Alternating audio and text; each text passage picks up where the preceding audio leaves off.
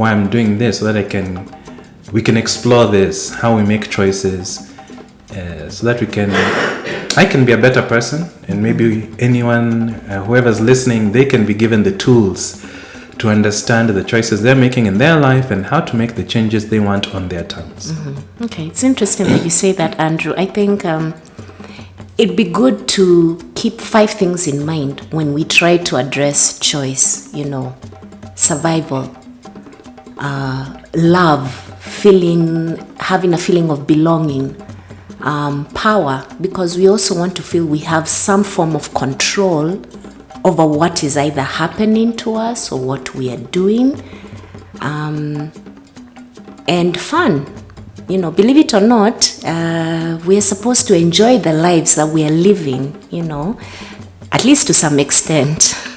So we need to try and see how now choice plays a part in all those 5 tenets, feeling of belonging, love, power, survival, and fun.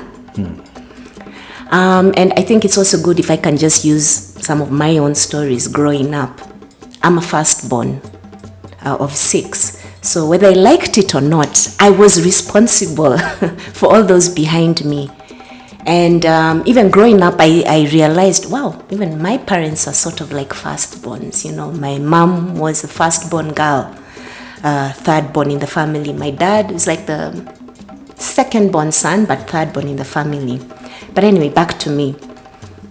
So I sort of tended to grow up faster. I remember at some point being told when I was in class 5, you behave so maturely like you're in class 8. And I thought, wow, okay. So I should, continue doing what I'm doing. Wanting to do the right things, always seeking approval, and it's reinforced. When you do something good, then someone tells you, okay, go on, I'll help you, or I'll give you this later on.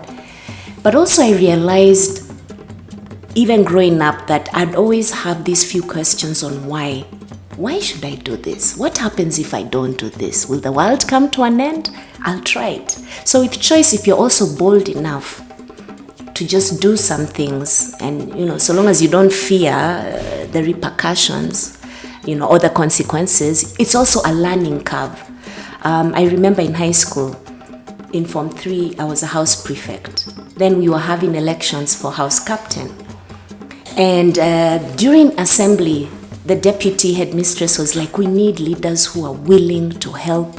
And I remember quoting her in the house meeting, and I told them, I'm not willing to serve this house. And everyone was shocked. I think people assumed I'm always the yes girl. Lynn, do this, yes. So I said, this time, I actually choose not to. And it's when I realized you also have some form of power when you can actually say yes and no to some things.